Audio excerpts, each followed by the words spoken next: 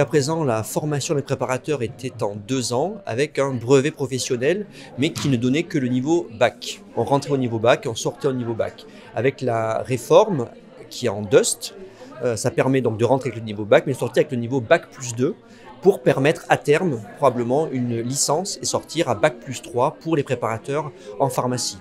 Et cela, ça a permis d'apporter aux préparateurs de nouvelles compétences pour seconder les pharmaciens au sein des officines de pharmacie.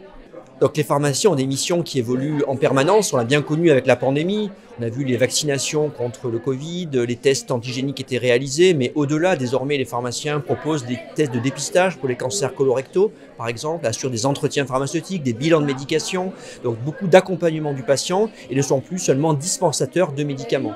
Et pour toutes ces missions, finalement, les préparateurs qui n'étaient pas formés jusque-là ont besoin justement d'un support pour pouvoir accompagner au mieux les pharmaciens au sein des équipes officinales.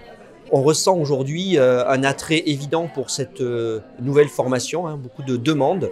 Ce sont les CFA partenaires, que ce soit à Laval, à Angers ou au Mans, qui assurent les inscriptions au départ des apprentis, puisqu'il y a un contrat d'apprentissage avec des pharmaciens d'officine qui sont titulaires d'une pharmacie.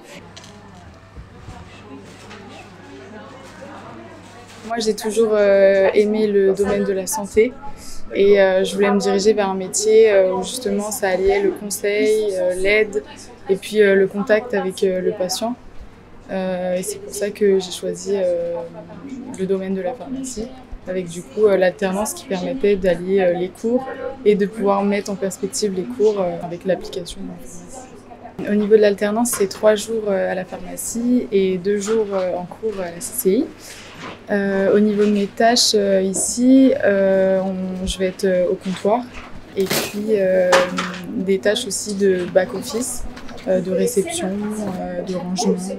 Une formation plus adaptée au quotidien, en officine, au comptoir, avec tout ce qui est communication, conseil à l'ordonnance, conseil spontané avec le patient. On accompagne toujours les apprentis de la même façon, au comptoir, en back-office. Par contre, ce qui nous change plus, c'est qu'on est impliqué maintenant dans le fait de passer les examens. Il y a des ED qui sont reçus régulièrement et on les fait passer avec Andrea à la pharmacie.